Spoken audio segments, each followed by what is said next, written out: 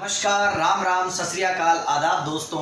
स्वागत है आपका अपने YouTube channel history by Vinod Kashyap के अंदर। और दोस्तों आज हम पढ़ने वाले हैं 1857 की क्रांति का पार्ट 3।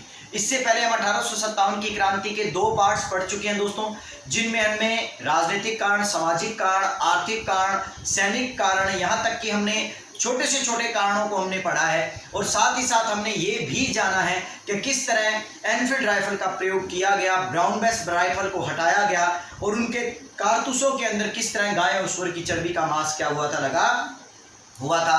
और ये भी पढ़ा हमने कि एनफील्ड राइफल के बंदूक की कारतूस कहाँ बनाए जा रहे थे, भारत के अंदर उनके कारतूसों का निर्माण कहाँ हो रहा था। और साथ ही साथ ये भी पढ़ा हमने कि एनफील्ड राइफल जो है उसका सर्वप्रथम विरोध जो था वो किन क्षेत्रों में किया गया। तो चलिए दोस्तों, इससे आगे की जानकारी लें। इससे पहले मेरी एक छोटी सी अपील आप लोगों से कि आप मेरे चैनल को सब्सक्राइब कर लीजिए, और अगर सब्सक्राइब कर लिया है तो बेल आइकन को भी दबा लीजिए, ताकि मेरे आने वाले न्यू वीडियोस के नोटिफिकेशन जो है वो आपको मिलते रहें। तो चलिए दोस्तों, शुरू करते हैं 1857 की क्रांति का पार्ट 3, जिसमें हम आज राजस्थान से संबंधित कुछ नए फैक्टों को क्या करेंगे, जानेंगे। दोस्तों 1857 की क्रांति के दौरान हम जब राजस्थान की बात कर रहे हैं तो सबसे पहले हम राजस्थान के अंदर, राजस्थान में अंग्रेजी सरकार के मुख्यालय को लेकर बात करते हैं कि अंग्रेजी सरकार ने 1857 से पहले किस तरह राजस्थान के अंदर अपने मुख्यालय की स्थापना की थी और कहाँ क्या की थी, उनके द्वारा स्थापना की गई थी। दोस्तों याद रखिएगा, राजस्थान में अंग्रेजों के द्वारा सन 1832 के अंदर, सन 1832 में अजमेर के अंदर एक मुख्यालय खोला गया था। दोस्तों याद रखिएगा, 1832 में अजमेर के अंदर एक मुख्यालय खोला गया था। लेकिन दोस्तों अंग्रेज जो थे वो कहाँ से थे, इंग्लैंड से थे। और इंग्लैंड के अंदर अत्यधिक ठंड पड़ती है और यहाँ भारत की जलवायु जो थी वो काफ़ी क्या थी, गर्म थी। तो अंग्रेज़ों को मई, जून, जुलाई, अगस्त, ठीक है ना, महीनों में बड़ी क्या लगती थी, गर्मी लगती थी। इसीलिए 1832 के बाद आगे चलकर उन्होंने 1845 के अंदर अपने इस मुख्यालय को स्थानांतरित करते हुए किस क्षेत्र के अंदर क्या कर दिया, मुख्यालय को क्या किया, स्थानांतरित किया, माउंट आबू, जो कि कहाँ पड़ता है, सिरोही के अंदर। तो दोस्तों याद रखिएगा कि इस तरह वो ग्रीष्मकालीन जो उनकी राजधानी जो होती, या ग्रीष्मकालीन उनका जो मुख्यालय जो था वो कहाँ स्थानांतरित हो जाता था, माउंट आबू हो जाता था। लेकिन आपको ये जानना जरूरी है दोस्तों, यदि आपातकाल आता है, किसी प्रकार का संकट काल आता है, या 1857 की क्रांति के जैसा कोई काल आता है, तो डिसीजन जो है वो मेन मुख्यालय से लिए जाएंगे, अर्थात कहाँ से लिए जाएंगे, अजमेर से लिए जाएंगे। तो आपको केवल इतना याद रखना है कि 13 वर्षों के बाद वो लोग जो थे, अंग्रेज जो भारत आए, उन्होंने अजमेर से मुख्यालय को स्थानांतरित करते हुए क्या कर दिया था, माउंट आबू को अपना क्या बना लिया था, कार्यकाल है, माउंट आबू को अपना क्या बना लिया था, मुख्यालय बना लिया था। दोस्तों मैं आपको एक छोटे से डायग्राम से आपको एक चीज समझाना चाहूंगा। वो चीज क्या है वो थोड़ा सा आप समझ लीजिए, ताकि आपको क्या है कि भारत के अंदर इस्तेमाल होने वाले, ठीक है ना, अंग्रेजी अधिकारियों को आप क्या कर पाओगे, अच्छी तरह क्या कर लोगे, समझ लोगे। यहाँ उस वक्त पाकिस्तान भी हमारे अंदर ही था दोस्तों, क्योंकि भारत और पाकिस्तान के टुकड़े नहीं हुए थे। तो मैं आपको भारत की स्थिति को लेकर बताता हूँ। हुआ ये था कि 1857 की क्रांति से पहले संपूर्ण भारत पर अधिकार रखने का, या संपूर्ण भारत के ऊपर ब्रिटिश ईस्ट इंडिया कंपनी का सबसे बड़ा जो अधिकारी था, उस अधिकारी को दोस्तों किसके नाम से जाना जाता था, जीजी के नाम से जाना जाता था। और जीजी की फुल फॉर्म क्या होती थी, गवर्नर जनरल। तो इसलिए याद रखिएगा दोस्तों कि 1857 की क्रांति के समय भारत का गवर्नर जनरल कौन था। तो याद रखिएगा दोस्तों, 1857 की क्रांति के समय भारत का गवर्नर जनरल जो था वो कौन था, लॉर्ड कैनिंग था। आपको यह भी जानना जरूरी है दोस्तों कि लॉर्ड कैनिंग से पहले, ठीक है ना, गवर्नर जनरल कौन था। तो लॉर्ड कैनिंग से पहले गवर्नर जनरल लॉर्ड डलहौजी था दोस्तों। और उसी की नीतियों के कारण ही 1857 की क्रांति जो है उसका सामना किसको करना पड़ा, लॉर्ड कैनिंग को करना पड़ा। तो याद रखिएगा, भारत का गवर्नर जनरल जो संपूर्ण भारत के ब्रिटिश प्रांतों के ऊपर, या आप ये कह सकते हो कि भारत के मतलब द्वारा जो उपनिवेश जो स्थापित किए गए थे, उन उपनिवेशों में भारत के जो छोटे छोटे राज्य जो थे, जिनको ब्रिटिश साम्राज्य में मिला लिया गया था, उन सभी राज्यों के ऊपर अगर कोई अधिकारी निर्णय लेगा तो ब्रिटिश ईस्ट इंडिया कंपनी का कौन सा अधिकारी निर्णय लेगा, गवर्नर जनरल उसका निर्णय लेगा। और गवर्नर जनरल के पद पर 1857 की क्रांति में कौन थे? लॉर्ड कैनिंग थे। लेकिन दोस्तों इस तरह का अधिकारी जो है वो संपूर्ण भारत का अधिकारी होता है, लेकिन वो संपूर्ण भारत जो कि छोटे छोटे रियासतों में बटा हुआ था, उन रियासतों के अंदर क्या नहीं है, वो अधिकारी जा नहीं सकता है। जाने का मतलब, कहने का मतलब जाने को तो जा सकता है, लेकिन उसका प्रशासनिक ढांचा जो है वो संपूर्ण अपने आप में नजर नहीं रख सकता है। इसीलिए उसने भारत के इन छोटे छोटे प्रांतों के अंदर, जैसे कि राजपूताना रहा, जैसे कि बंबई प्रांत रहा, या जैसे कि बंगाल प्रांत रहा, या जैसे कि मद्रास प्रेसिडेंसी रही, या बंबई प्रेसिडेंसी रही, जितने भी क्षेत्र थे दोस्तों, इन क्षेत्रों के अंदर गवर्नर जनरल ने अपना एक अधिकारी नियुक्त किया जिसको नाम दिया AGG। अर्थात गवर्नर जनरल संपूर्ण भारत से संबंधित निर्णय तो लेता था, लेकिन उस संपूर्ण भारत के प्रदेशों की रिपोर्ट जो थी वो गवर्नर जनरल को कौन देता था? AG देता था, AGG देता था, जिसकी फुल फॉर्म थी एजेंट टू गवर्नर जनरल। और इसी दौरान, इसी कारण से हमारे राजस्थान के अंदर क्या होगा दोस्तों? एक अधिकारी नियुक्त होगा, जिस अधिकारी को हम किस पद के लिए बोलेंगे? एजेंट टू गवर्नर जनरल के पद को क्या करेंगे? बोलेंगे एजेंट टू गवर्नर जनरल उसे बोलेंगे। याद रखिएगा दोस्तों, अगर जीजी की बात आए तो राजस्थान का जीजी नहीं होता है, पूरे भारत का जीजी कहलाएगा। और अगर AGG की बात आए तो राजपूताना का या राजस्थान का AGG क्रांति के समय कौन था? पैट्रिक लॉरेंस था। ये याद रखिएगा दोस्तों, राजपूताना का क्रांति के समय AGG कौन था, या एजेंट टू गवर्नर जनरल कौन था? पैट्रिक लॉरेंस था। और इसी पैट्रिक लॉरेंस के लिए ही 1832 के अंदर क्या किया गया था?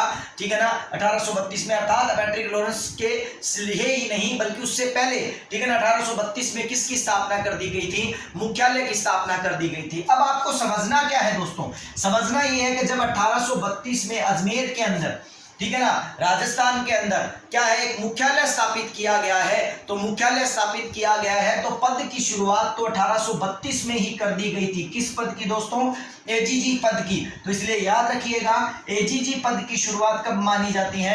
1832 में मानी जाती है। और AGG पद की शुरुआत जो है वो किसके द्वारा की गई थी?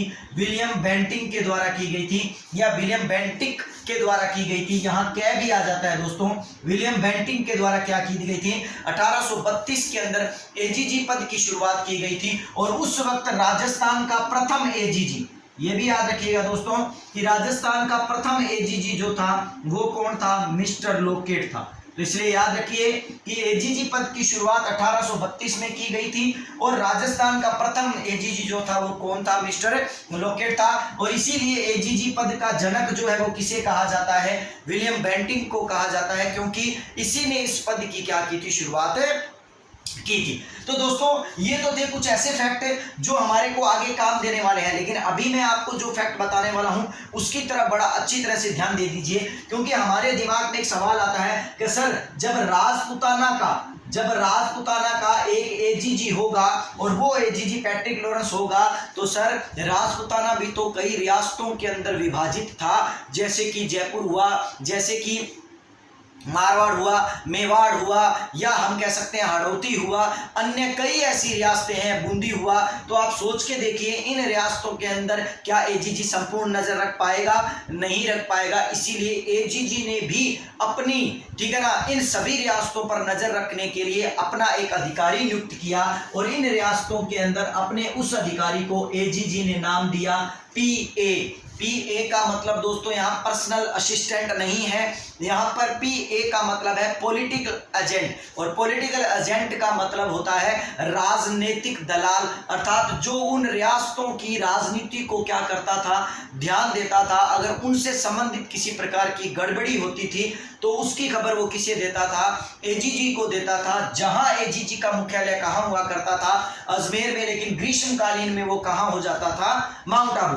अब दोस्तों आपको ये भी याद जानना पड़ेगा कि यदि AGG किसी किसी मसले को हल कर सकता है तो वो कर देगा, लेकिन यदि एजीजी से वो मसला हल नहीं होता है तो आपको ये समझना पड़ेगा कि उसी मसले को लेकर एजीजी किसके पास जाएगा, जीजी के पास जाएगा, और गवर्नर जनरल उस मसले को लेकर किसी भी प्रकार का क्या कर सकता है, निर्णय ले सकता है। तो इसलिए आपको एक बड़ी इंपॉर्टेंट जानकारी याद रखनी पड़ेगी दोस्तों, जो हमने बताई अभी कि 3 प्रकार के अधिकारी थे। भारत का गवर्नर जनरल क्रांति के समय कौन था, लॉर्ड कैनिंग था, और क्रांति से पहले कौन था, लॉर्ड डलहौजी था।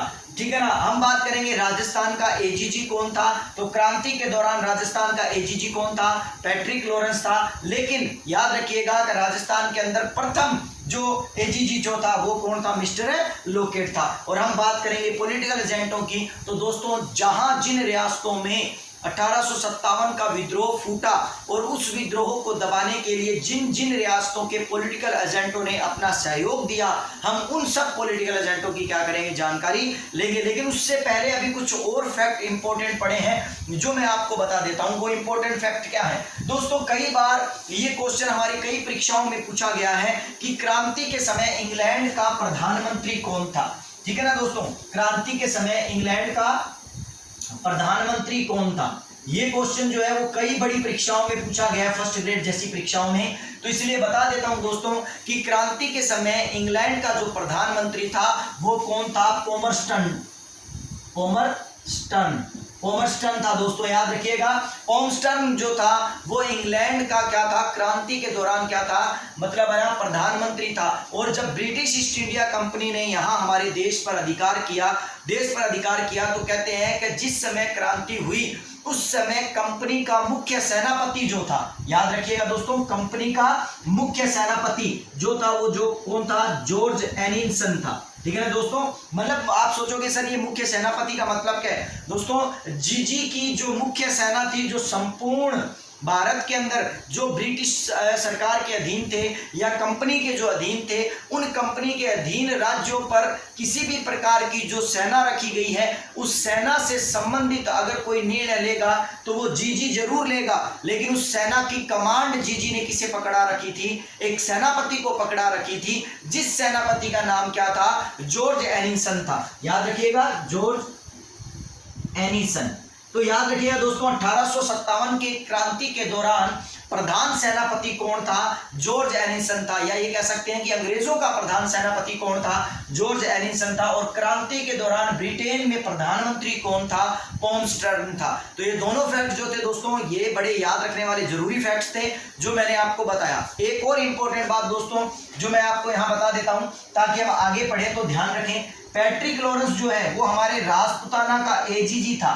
और पैट्रिक लॉरेंस जो था अपने 1857 की क्रांति के दौरान जितने भी कार्य हुए हैं या जितनी भी घटनाएं घटित हुई हैं, उन घटनाओं को वो अपनी एक डायरी में लिखा करता था।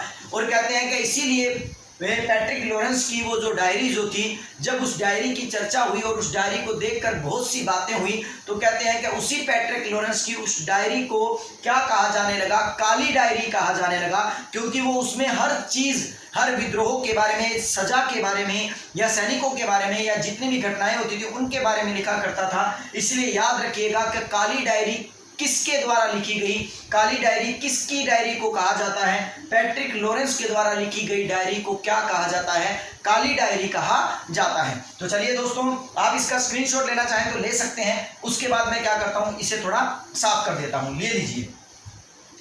अब हम बात करेंगे दोस्तों नेक्स्ट बात कि राजस्थान के अंदर जो क्रांति हो रही है, राजस्थान के अंदर मैंने आपको, ठीक है ना, राजस्थान का एजीजी का पद तो बता दिया, लेकिन अभी हमने राजस्थान के क्या याद करने हैं, राजस्थान के हमें अभी पॉलिटिकल एजेंट याद करने हैं। लेकिन राजस्थान के पॉलिटिकल एजेंटों को बताने से पहले अभी मैं आपको ये बताना चाहूंगा कि राजस्थान के अंदर कुल 6 सैनिक छावनियां थी। दोस्तों याद रखिएगा, कुल कितनी थी, कुल 6 सैनिक छावनियां थी। याद रखिए दोस्तों, राजस्थान के अंदर कुल कितनी सैनिक छावनियां थी, 6 सैनिक छावनियां थी। लेकिन यहां पर आपको सबसे इंपॉर्टेंट बात बताता हूं कि इन 6 की 6 सैनिक छावनियों में टोटल 5000 सैनिक थे। आपको यह भी याद रखना है दोस्तों, इन 6 की 6 सैनिकों में टोटल कितने सैनिक थे, 5000 सैनिक थे। कुल 5000 सैनिक थे। लेकिन आश्चर्य की बात यह दोस्तों कि इन सैनिकों में एक भी यूरोपीय सैनिक नहीं था, सारे के सारे सैनिक क्या थे, भारतीय थे। और ये आप यहाँ से आइडिया भी लगा सकते हो, और अगर ढंग से समझना चाहो तो आप समझ भी सकते हो कि सोचिए कि कुल 5000 सैनिक थे इन 6 सैनिक छावनियों में, और इनमें एक भी सैनिक जो था वो अंग्रेज नहीं था, यूरोपियन नहीं था। और यही रीजन था जिसके कारण राजस्थान की 6 सैनिक छावनियों में क्या है, 4 सैनिक छावनियों ने क्या किया, भाग लिया। 2 सैनिक छावनियों ने तो क्रांति में भाग लिया ही नहीं था। अर्थात इन सैनिकों ने राजस्थान के अंदर बहुत बड़े पैमाने पर क्या कर दिया था, विद्रोह कर दिया था। तो इसलिए याद रखिएगा ये दोनों फैक्ट बड़े इंपॉर्टेंट है। अब हमें याद क्या करना है दोस्तों कि ये 6 सैनिक छावनियां कौन सी थी। तो दोस्तों यदि मेरे पिछले वीडियो को, जो कि मैंने पुराने 1857 की क्रांति के वीडियो डाले हैं, यदि उनको आपने देखा है, उस वक्त दोस्तों मैं जयपुर में था और मेरे पास इतने भी साधन नहीं थे। अब तो थोड़े बहुत साधन हो गए हैं कि मैं छोटा सा एक मतलब स्टैंड ले आया हूं और एक बोर्ड जो है वो मैंने ले लिया है, वरना उस वक्त तो मैं मोबाइल को गत्ते के ऊपर रखकर और नीचे उसके नीचे रजिस्टर या पेज रखकर क्या किया करता था, वीडियो बनाया करता था। लेकिन अब जो है वो धीरे धीरे क्या है कि अभी लाइटिंग की भी पूरी व्यवस्था नहीं है, लेकिन जैसा भी है ईश्वर की कृपा से मैं ये मानता हूं कि मेरे पास आपको ज्ञान देने के लिए इतने साधन क्या है, पर्याप्त हैं। तो इसलिए उन वीडियो को जरूर देखिएगा, क्योंकि उन वीडियो में भी मैंने इन क्रांतियों की ट्रिकें डाली गई हैं और कुछ और फैक्ट्स भी उसके अंदर क्या किया है, मैंने डाला है। तो दोस्तों आज हम इन 6 सैनिक छावनियों को क्या करने वाले हैं, पढ़ने वाले हैं कि राजस्थान के अंदर कौन कौन सी 6 सैनिक छावनियां थी। लेकिन उससे पहले मैं आपको पॉलिटिकल एजेंटों के बारे में बता देता हूं, वो पॉलिटिकल एजेंट जिनके बारे में हम 1857 की क्रांति के दौरान क्या करेंगे, पढ़ेंगे। तो दोस्तों आपको क्या है, कुछ क्षेत्रों के पॉलिटिकल एजेंटों के बारे में क्या जानकारी लेनी है, जिनमें एक क्षेत्र जो है वो कौन सा आता है दोस्तों, मेवाड़। मेवाड़ जिसको हम उदयपुर बोलते हैं, और एक क्षेत्र का आता है जिसका नाम है मारवाड़, और मारवाड़ जिसको हम क्या कहेंगे, जोधपुर कहेंगे। और एक क्षेत्र आएगा जिसके पॉलिटिकल एजेंट के बारे में हम जानकारी लेंगे, और वो कहाँ का पॉलिटिकल एजेंट होगा, कोटा का। और एक क्षेत्र आएगा जिसका पॉलिटिकल एजेंट हम पढ़ेंगे, और वो किसका आएगा, जयपुर का। और एक पॉलिटिकल एजेंट जो होगा वो हमें किसका याद रखना होगा, भरतपुर का। और इसके बाद एक पॉलिटिकल एजेंट आपको मैं बताऊंगा किसका, सिरोही का। तो याद रखिएगा दोस्तों आपके पास 6 पॉलिटिकल एजेंट जो है वो आपको याद करने हैं। लेकिन आप टेंशन मत कीजिए, आपके विनोद सर है ना, ये 6 पॉलिटिकल एजेंट आपको विनोद सर चुटकियों में याद करवा देंगे।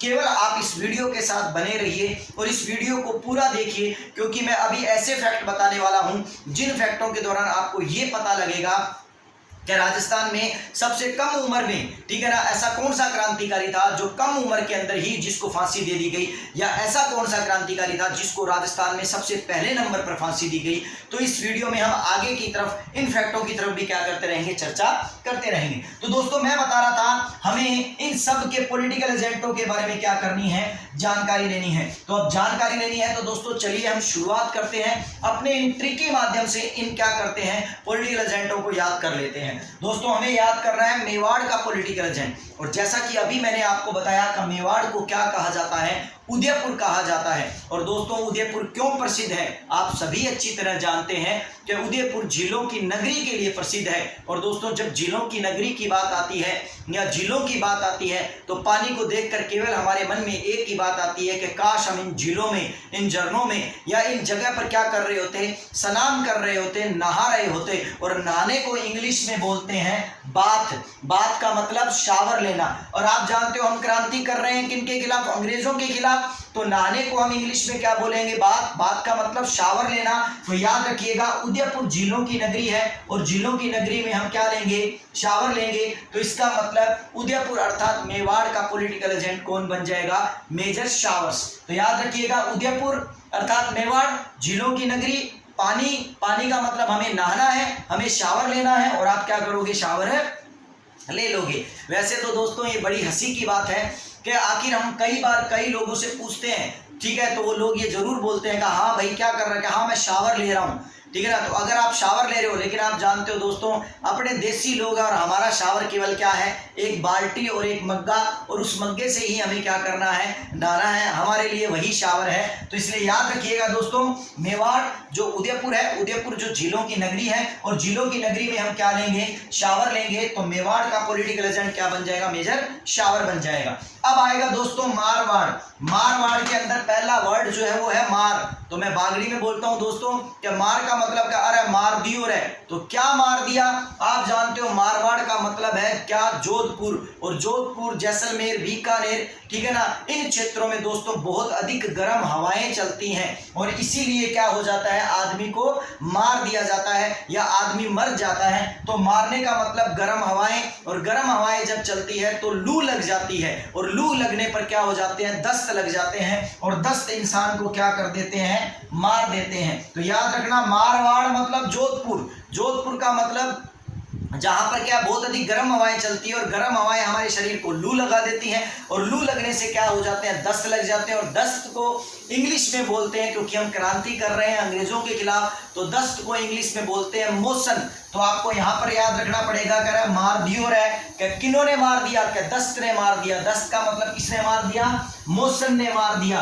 तो केवल आप मोशन याद रख लो, उसके आगे अपने आप ऑप्शन में आपको वहां मिल जाएगा कि मारवाड़ का पॉलिटिकल एजेंट कौन है, मैक मोशन है। दोस्तों याद रखिएगा, ये भी आप बहुत बड़ी इंपॉर्टेंट बात है कि आप जब एग्जाम दोगे तो एग्जाम में एग्जामिनर को ये नहीं मालूम कि विनोद सर नामक एक सर है जिनके द्वारा आपको कोई ऐसी ट्रिक बताई गई है, कहा भाई लूज मोशन, दस्त को बोलते हैं लूज मोशन। तो मारवाड़ अरे मार दिया रहा कि किसने मार दिया, कि लूज मोशन ने मार दिया। तो इसका मतलब मारवाड़ का पॉलिटिकल एजेंट उन्होंने इस तरह रटा रखा है। तो वो चारों ऑप्शनों में आपको 4 ऑप्शन देंगे, तो ऐसे दे देंगे, लूज मोशन, मैक motion, white motion, tight motion, ऐसे कोई ऑप्शन नहीं आएंगे दोस्तों। तो इसलिए याद रखिएगा, ऑप्शन में जहां भी आपको मोशन मिल जाए, मर्सन मिल जाए, तो आप तुरंत आंसर लगा लेना कि मार दिया रे, किसने मार दिया, लूज मोशन ने मार दिया। अर्थात क्या हुआ, मारवाड़ का पॉलिटिकल एजेंट कौन है, मैक मोशन है। चलिए दोस्तों, अब बात करेंगे कोटा की। तो कोटा के पॉलिटिकल एजेंट को लेकर तो सब जानते हैं कि कोटा के अंदर मतलब क्या बनता है, कोट, और कोट में क्या लगे हुए होते हैं, बटन। इसलिए कोटा का पॉलिटिकल एजेंट कौन बन गया दोस्तों, बटन बन गया। और अब बात करेंगे जयपुर की। तो दोस्तों हम क्या कर रहे हैं, ठीक है ना, पूरी की पूरी जय कर रहे हैं। और पूरी की पूरी जय कब की जाती है, जब कोई काम क्या हो जाता है, डन हो जाता है। तो जब कोई काम डन हो जाता है तो हम क्या करते हैं, जय करते हैं। तो डन का मतलब क्या हो गया, क्या ई काम डन हो गया। तो क्या बन गया, ई डन। क्या भैया ये ई डन हो गया, ई डन हो गया मतलब क्या हो गया, पूरा हो गया। अर्थात जयपुर का पॉलिटिकल एजेंट कौन हो जाएगा, ईडन हो जाएगा। अब आएगा दोस्तों भरतपुर। भरतपुर का पॉलिटिकल एजेंट जो है वो क्या है दोस्तों, मोरिसन है। अब आपको इसको कैसे याद रखना है, आप जानते हो दोस्तों, भरत भगवान श्री राम को गद्दी पर हटाकर भरत को पुत्र क्या किया गया था, भरत को क्या किया गया था, गद्दी का वारिस बनाया गया था। किसके द्वारा, उसकी माता के द्वारा। तो इसीलिए भरत का वर्ड का नाम आते ही आपको याद रखना चाहिए कि भगवान श्री राम का भाई है, और भगवान श्री राम का भाई है तो हमें ये नहीं पता ये पुत्र किसका है। तो आपको याद रखना पड़ेगा कि आप पूछोगे कि ये पुत्र किसका है, तो वो इंग्लिश में बोलेगी कि ये किसका पुत्र है, ये मेरा पुत्र है, अर्थात मेरा सन है। तो इसका मतलब मेरा सन से क्या बन जाएगा, मोरिसन। तो भरत किसका पुत्र है, मेरा पुत्र है, अर्थात मेरा सन है। तो बन गया भरतपुर से क्या, पॉलिटिकल एजेंट मोरिसन। अब दोस्तों मेन आता है सिरोही। सिरोही का पॉलिटिकल एजेंट भी आपको कैसे याद करना है, सिरोही का पॉलिटिकल एजेंट जो है उसका नाम है जी.डी. गोल। याद रखिएगा दोस्तों, उसका नाम क्या है, जी.डी. गोल। और आप जानते हो सिर जो होता है ना दोस्तों, सिर लगभग क्या होता है, गोल ही होता है। हालांकि हम जानते हैं कि पूरा गोल नहीं होता है, लेकिन आप जानते हो दोस्तों टकला तो बिल्कुल क्या होता है, गोल ही होता है। इसीलिए याद रखिएगा कि सिर का मतलब क्या है, गोल है, और गोल का मतलब क्या हो गया, जी.डी. गोल हो गया। इस तरह आप, ठीक है, राजस्थान में जहां जहां क्रांतियां हुई हैं उन क्रांतियों के अंदर इन पॉलिटिकल एजेंटों का क्या रहा है, हाथ रहा है। और इन पॉलिटिकल एजेंटों का हाथ रहा है तो मैं आपको इन्हीं पॉलिटिकल एजेंटों के बारे में आगे भी क्या करता रहूंगा, क्रांति से संबंधित जितने भी फैक्ट आएंगे मैं उनको क्या करता रहूंगा, बताता रहूंगा। तो चलिए दोस्तों, आप अगर इसका स्क्रीनशॉट लेना चाहें तो ले सकते हैं। उसके बाद हम आगे चलेंगे 1857 की क्रांति की कुल 6 सैनिक छावनियों के बारे में क्या करेंगे, चर्चा करेंगे। तो आपने स्क्रीनशॉट ले लिया होगा और मैं इसके बाद आगे 1857 की क्रांति की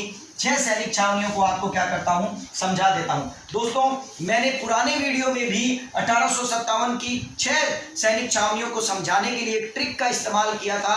उस वक्त भी मैंने आपको ये बताया था कि मेरी एक भतीजी है जिसका नाम क्या है, मेरी भतीजी, ये समझ लीजिए मेरी गुड़िया ही है, ठीक है ना। अब मेरी भतीजी जो है उसका नाम एनी है और मैंने एनी के नाम पर ही अपनी ट्रिक को क्या किया था, बनाया था। और आज भी मैं वही ट्रिक आपको दोबारा समझा रहा हूं। जब राजस्थान की कुल 6 सैनिक छावनियों को याद रखना हो तो 6 सैनिक छावनियों को याद रखने के लिए आपको एक ट्रिक याद रखनी पड़ेगी कि एनी ब्याह देख है, क्योंकि उस वक्त क्या था कि हम ये कहते थे कि एनी अपने चाचू का क्या देखेगी, ब्याह देखेगी। तो इसीलिए मैंने एक सूत्र बना दिया कि एनी क्या देखे, कि एनी ब्याह देखे। तो आपने जब ये लाइन याद कर ली 2 से 3 बार कि एनी ब्याह देखे, मेरे साथ साथ बोलिए, मेरे पीछे पीछे बोलिए। और जो बच्चे मेरे कोचिंग में मेरे साथ पढ़ते हैं उन बच्चों को मालूम है कि मैं हमेशा एक उदाहरण देता हूं कि इंग्लिश वाली मैडम समझ लीजिए मुझे, और इंग्लिश वाली मैडम समझते हुए मेरे साथ दोहरान कीजिए कि वो लाइन क्या है, एनी ब्याह देखे। तो याद रखिए दोस्तों, जब आपने ये लाइन याद रख ली तो आपको 6 की 6 सैनिक छावनियां क्या हो जाएंगी, याद हो जाएंगी। इसमें ए से बनेगा दोस्तों एरिनपुरा। तो याद रखिए दोस्तों, ए से क्या बना, एरिनपुरा। न से दोस्तों क्या बना, नसीराबाद। क्या बना, नसीराबाद। और नी से क्या बना दोस्तों, नीमच। नी से क्या बना दोस्तों, नीमच। और ब्याह से क्या बना दोस्तों, ब्यावर। ब्याह से क्या बना दोस्तों, ब्यावर। और दे से क्या बना दोस्तों, देवली। और उसके बाद खे से क्या बना दोस्तों, खैरवाड़ा। इस तरह राजस्थान की टोटल राजस्थान में कितनी सैनिक छावनियां थी, ये 6 सैनिक छावनियां थी। और इन 6 सैनिक छावनियों में कुल कितने सैनिक थे, 5000 सैनिक थे। लेकिन दोस्तों याद रखिएगा, इस 6 की 6 सैनिक छावनियों में एक भी यूरोपीय सैनिक नहीं था, सभी के सभी भारतीय थे, ये याद रखिएगा दोस्तों।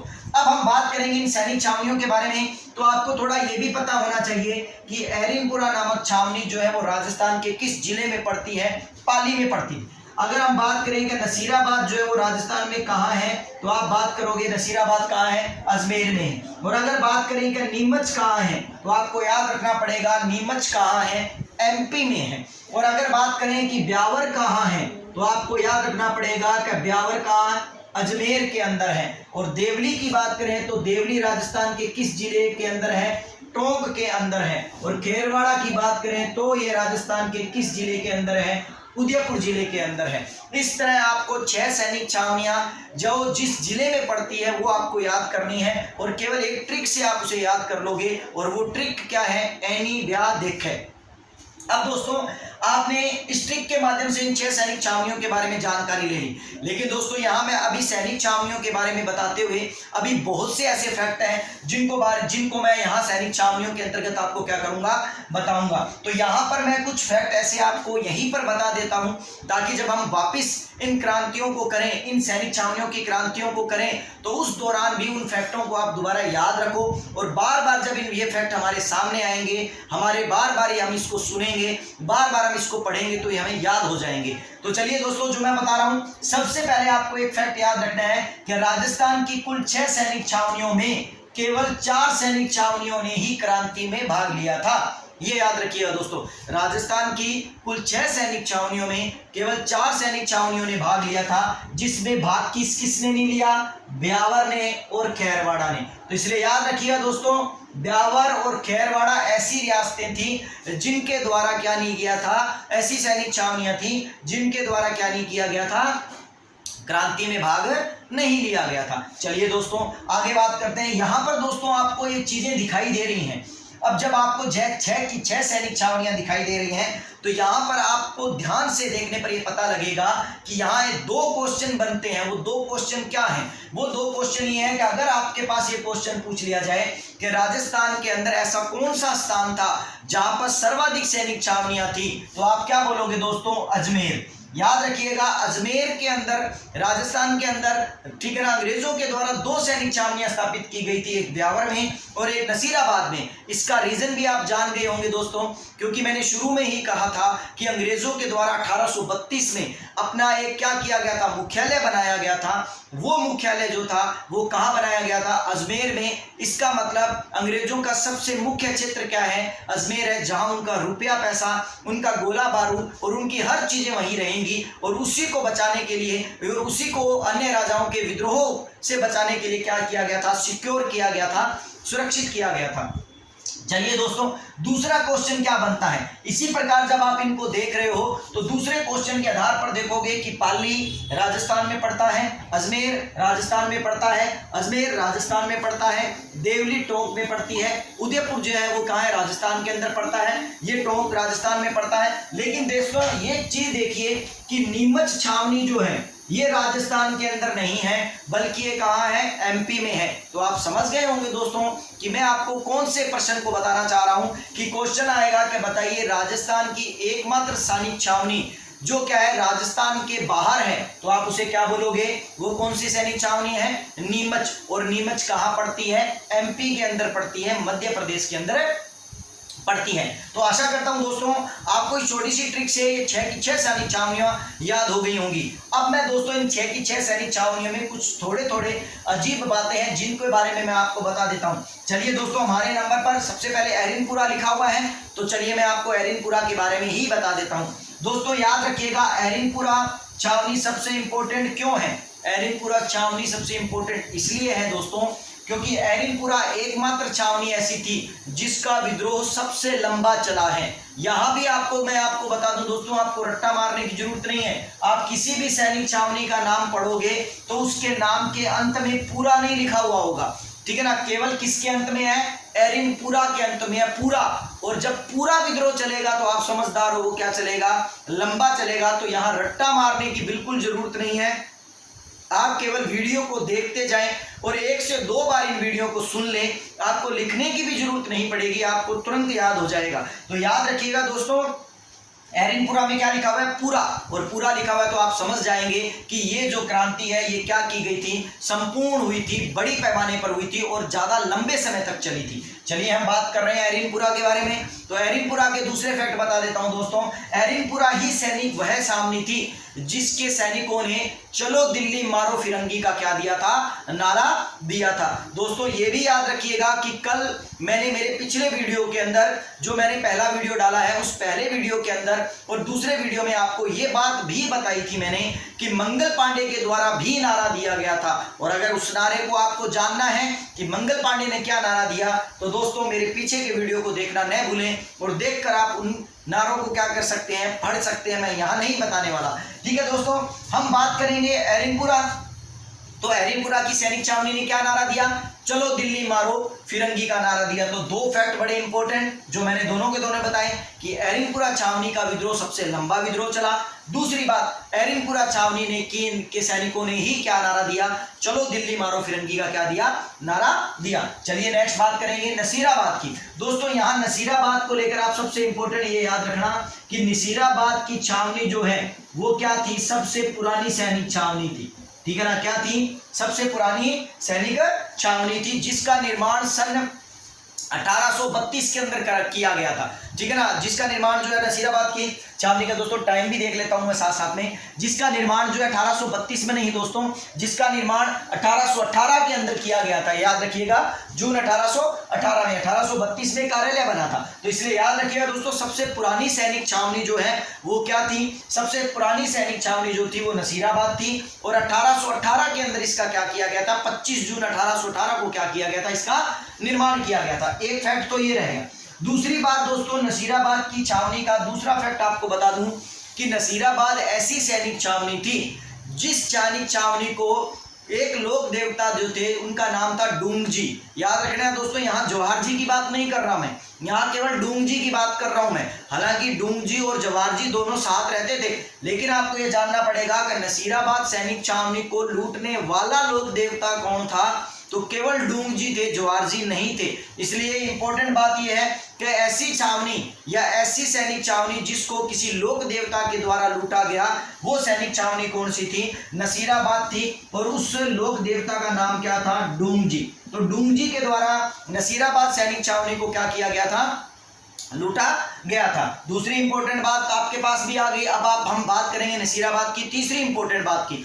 तो दोस्तों आपको याद रखना पड़ेगा कि नसीराबाद ही वो छावनी थी जहां पर राजस्थान का प्रथम विद्रोह फूटा। अर्थात इसका मतलब राजस्थान में क्रांति की शुरुआत कहां से हुई थी? नसीराबाद में हुई थी। और ये शुरुआत की डेट मैं आपको अपने पिछले वीडियो में बता चुका हूं कि कब हुई थी? 28 मई को हुई थी। अर्थात क्रांति की निश्चित तारीख से 3 दिन पहले। क्रांति की निश्चित तारीख क्या थी दोस्तों? 31 मई। और उससे 3 दिन पहले मतलब राजस्थान में कब हुई? 28 मई। लेकिन भारत के अंदर मेरठ के अंदर जो थी वो 21 दिन पहले हो गई थी, मतलब 10 मई को हो गई थी। तो इसलिए दोस्तों नसीराबाद की सैनिक छावनी भी बड़ी इंपॉर्टेंट है। और याद रखिएगा हम बात करेंगे अब नीमच की। तो नीमच के बारे में हम पढ़ चुके हैं कि नीमच की छावनी जो थी वो कहाँ थी? एमपी में थी। लेकिन आपको ये याद रखना पड़ेगा दोस्तों कि नीमच की छावनी एमपी में जरूर थी, लेकिन इस नीमच छावनी के ऊपर मेवाड़ के पॉलिटिकल एजेंट कौन था दोस्तों? मेवाड़ का मतलब क्या होता है? उदयपुर। उदयपुर का मतलब क्या होता है? झीलों की नगरी। और झीलों की नगरी में हम क्या करेंगे? नहाएंगे, स्नान करेंगे, मतलब हम क्या लेंगे? शावर लेंगे। तो इसका मतलब मेवाड़ का पॉलिटिकल एजेंट कौन बना? शावर्स। तो इसलिए याद रखिएगा कि नीमच की सैनिक छावनी पर किसका अधिकार था? ठीक है ना, मेजर शावर्स का अधिकार था, मेवाड़ के पॉलिटिकल एजेंट का अधिकार था। इसलिए याद रखिएगा एकमात्र सैनिक छावनी जो राजस्थान से बाहर थी वो कौन सी थी? नीमच। चलिए दोस्तों हम बात करेंगे अब देवली की, क्योंकि ब्यावर ने तो हिस्सा ही नहीं लिया क्रांति में और न ही खैरवाड़ा ने हिस्सा लिया। तो इन्हें इसके अंदर कोई प्रकार के फैक्ट नहीं है, केवल 2 ही फैक्ट हैं कि इन दोनों ने क्रांति में हिस्सा नहीं लिया। हम बात करेंगे देवली की। तो दोस्तों याद रखिएगा अगर क्वेश्चन आ जाता है कि राजस्थान के अंदर सबसे छोटी सैनिक छावनी कौन सी थी, तो याद रखिएगा राजस्थान की सबसे छोटी सैनिक छावनी कौन सी थी? देवली थी। और एक और इंपॉर्टेंट फैक्ट देवली के लिए बता देता हूं दोस्तों, ऐसी कौन सी सैनिक छावनी थी जिसने खुद ने विद्रोह नहीं किया बल्कि दूसरी सैनिक छावनी ने आकर विद्रोह कर दिया? कौन सी थी? देवली। क्योंकि कहते हैं कि जब देवली के अंदर नीमच के, ठीक है ना, देवली के अंदर नीमच से भागे हुए सैनिक जो थे वो देवली होते हुए दिल्ली की तरफ जा रहे थे, तब क्या थे वो जब देवली पहुंचे तो देवली में पहुंचकर नीमच के सैनिकों ने क्या कर दिया था? विद्रोह कर दिया था। तो इसलिए इंपॉर्टेंट फैक्ट क्या बन जाता है कि देवली ऐसी सैनिक छावनी थी जिस सैनिक छावनी के सैनिकों ने स्वयं ने विद्रोह न कर दूसरी सैनिक छावनी के सैनिकों ने आकर उस विद्रोह को क्या था? किया था। ऐसी कौन सी सैनिक छावनी थी? देवली थी। तो दोस्तों आशा करता हूं आपको सैनिक छावनियों के बारे में जो फैक्ट थे वो पता लग गए। अब मैं आपको क्या करूंगा, कुछ ऐसे फैक्ट और बताने वाला हूं जो क्रांति के दौरान किए गए, क्रांति के समय क्या है हमें देखने को प्राप्त हुए। तो मैं इसका आप स्क्रीनशॉट लेना चाहें तो ले सकते हैं। इसके बाद मैं इसे साफ कर देता हूं और मैं पानी पी लेता हूं।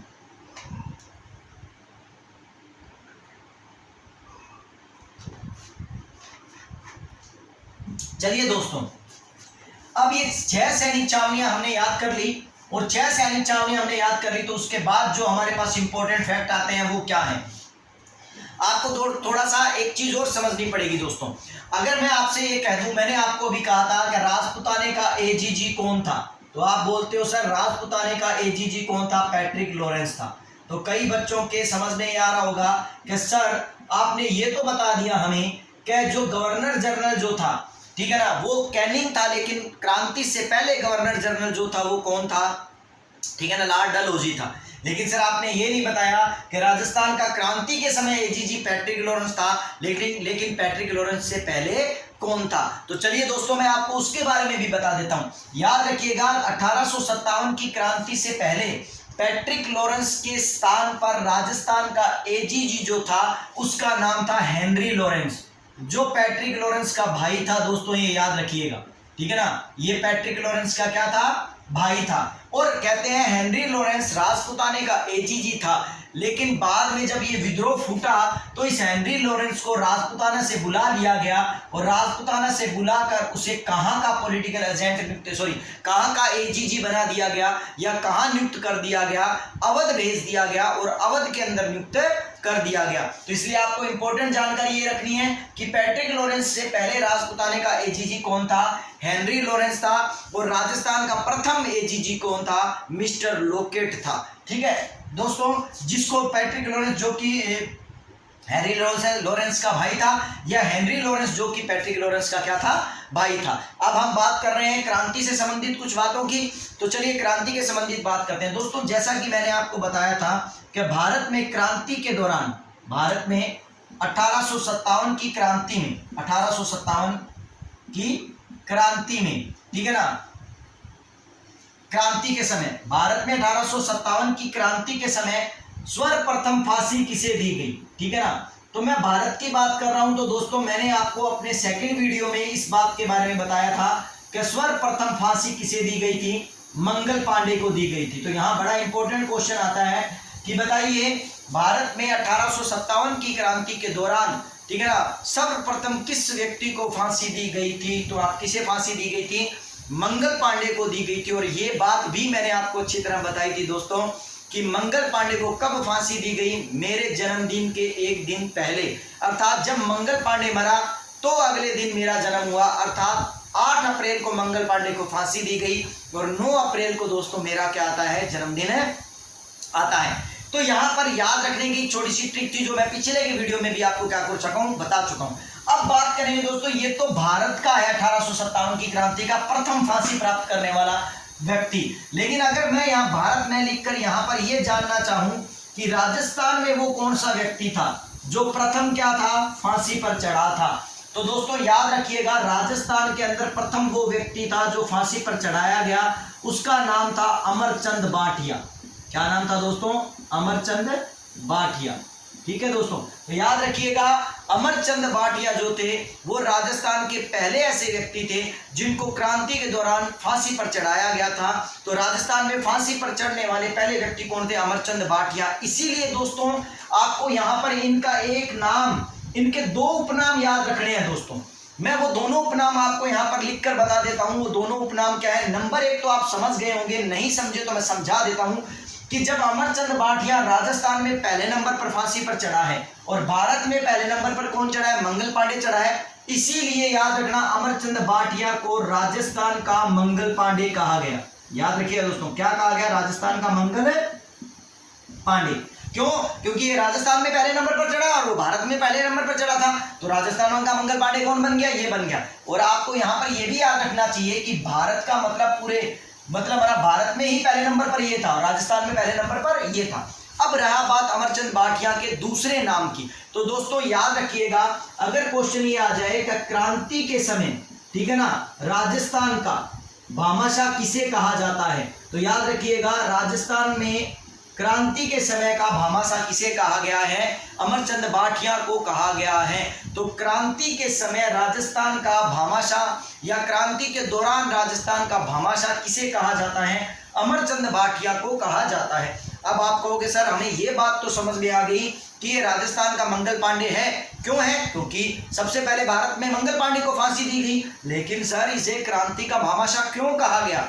तो दोस्तों आपको ये बात समझ लेनी चाहिए कि अमरचंद भाटिया की दोस्ती जो थी, अमरचंद भाटिया बीकानेर से थे, लेकिन अमरचंद भाटिया का पूरा परिवार जो था वो ग्वालियर में पहले क्या किया करता था, व्यापार किया करता था, ग्वालियर से जुड़ा हुआ था। और ग्वालियर का क्रांतिकारी या विद्रोही नेता कौन था, तात्या टोपे था। और उस वक्त क्या था, महारानी लक्ष्मीबाई को क्रांति करने के लिए, क्रांति को सुचारू रूप से आगे बढ़ाए रखने के लिए धन की बड़ी आवश्यकता थी, जिस धन को देने में सबसे पहले अपना हाथ जो है वो आगे लेकर कौन आए, अमरचंद भाटिया लेकर आए। अमरचंद भाटिया ने अपनी सारी संपत्ति जो है रानी लक्ष्मीबाई को क्या कर दी थी, इस क्रांति को सुचारू रूप से चलाए रखने के लिए दे दी थी, इसीलिए इन्हें क्रांति का क्या कहा गया, भामाशाह कहा गया। इसलिए आपके सामने ये दोनों नाम जो है वो क्या है, देखने को मिल जाते हैं। चलिए दोस्तों, आप कहेंगे सर हमें ये तो बहुत अच्छी तरह समझ में आ गया, लेकिन अभी आपके पास एक और इम्पोर्टेंट फैक्ट्स है दोस्तों। वो इम्पोर्टेंट फैक्ट ये है कि यहाँ पर ये पूछ ले तो बताइए कि राजस्थान में सबसे कम उम्र का, राजस्थान में सबसे युवा अर्थात मतलब जवान या कम उम्र का सबसे युवा फांसी पर चढ़ने वाला व्यक्ति कौन था। पहले और बाद की मतलब नहीं है, ठीक है ना। फांसी जो है सबसे युवा व्यक्ति कौन था जिसको राजस्थान के अंदर क्या दी गई थी, फांसी दी गई थी, मतलब सबसे जवान व्यक्ति कौन था जिसको फांसी मिली थी। तो याद रखिएगा राजस्थान का वो व्यक्ति जो सबसे जवान था और क्या था कि मतलब फांसी पर चढ़ा दिया गया, उसका नाम था हेमू कलानी। ठीक है ना, क्या नाम था दोस्तों, हेमू कलानी या कालानी भी बोल देते हैं इसको। हेमू कलानी जो था दोस्तों ये याद रखिएगा कहाँ का था, टोंक का था। ये भी इंपॉर्टेंट बात याद रखिएगा दोस्तों, हेमू जो था वो कहाँ का था, टोंक का था। तो अब आपके पास 3 फैक्ट आ गए, पहला मंगल पांडे का, दूसरा राजस्थान के मंगल पांडे का, और तीसरा सबसे कम उम्र में फांसी चढ़ने वाले व्यक्ति का, जो कि कहाँ का है, राजस्थान का है। और राजस्थान के किस क्षेत्र का है दोस्तों, टोंक का है। तो आशा करता हूँ ये चीज़ जो है आपको अच्छी तरह समझ में आ गई होगी। यदि आपको ये चीज़ अच्छी तरह समझ में आ गई है तो दोस्तों आपके कमेंट्स मुझे मेरी वीडियो पर मिलते रहते हैं, और आपके कमेंट्स ही मेरे लिए विटामिन है। विटामिन की गोलियां हैं दोस्तों, जिन विटामिन की गोलियों को मैं खाकर नए वीडियो को बनाने में क्या करता हूं, अपनी मेहनत को लगा देता हूं, और नए नए फैक्ट अपनी किताबों से इधर उधर, चाहे मुझे 4 से 5 6 7 किताबें मुझे देखनी पड़े, लेकिन मैं नए फैक्ट उन किताबों से लाकर आपको बताना क्या करता हूं, उचित समझता हूं। तो इसलिए मुझे विटामिन की गोलियां देते रहिए ताकि मैं साथ साथ में आपके लिए वीडियो बनाता रहूं। तो चलिए दोस्तों आप इसका स्क्रीनशॉट ले लीजिए ताकि मैं इसके बाद के आगे के अध्ययन को क्या करूं, पूरा करूं, और उसके बाद आगे हम क्या पढ़ें, 1857 की क्रांति से संबंधित कुछ बातें पढ़ें। लेकिन दोस्तों मैं देख रहा हूं कि 44 मिनट हो चुके हैं मेरे इस वीडियो को, और इसीलिए मैं आज पेन यहीं रख देता हूं, मार्कर यहीं रख देता हूं, और इससे आगे की जानकारी हम हमारी क्रांति के 1857 की क्रांति के पार्ट 4 में पढ़ेंगे दोस्तों, क्योंकि अब तक मैंने 1857 की क्रांति के 3 पार्ट निकाल दिए हैं। तो आप समझदार हो दोस्तों, अगर मैंने 3 पार्ट निकाल दिए और किसी ने मेरे ये पार्ट नहीं देखे हैं तो आप समझ जाइए दोस्तों कि 3 पार्ट निकाल चुके हैं और चौथा आने वाला है। इसका मतलब मैंने क्रांति की छोटी से छोटी बात आपको क्या कर दी है, बता दी है। यदि आप इस क्रांति के इन वीडियो को अगर आप देख लेते हैं तो मेरा ये मानना है कि आप जीवन में कभी भी 1857 की क्रांति से संबंधित किसी भी क्वेश्चन को क्या नहीं करेंगे, गलत है नहीं करेंगे। तो चलिए दोस्तों आज अपने विनोद सर को इजाजत दीजिए, अपने मित्र को आप इजाजत दीजिए, और आज के लिए मैं केवल इतना ही, और हम अब अगले नेक्स्ट वीडियो में मिलते हैं। और नेक्स्ट वीडियो में मैं राजस्थान की क्रांतियां शुरू करने वाला हूं, और राजस्थान की क्रांति आप जानते हो दोस्तों किस छावनी से शुरू की गई थी, राजस्थान की क्रांति जो नसीराबाद से शुरू की गई थी। तो नेक्स्ट वीडियो में मिलते हैं नसीराबाद की क्रांति के साथ, और तब तक के लिए मुझे आप इजाजत दीजिए। धन्यवाद दोस्तों, और कमेंट करते रहिए, मुझे विटामिन की गोलियां देते रहिए। नमस्कार।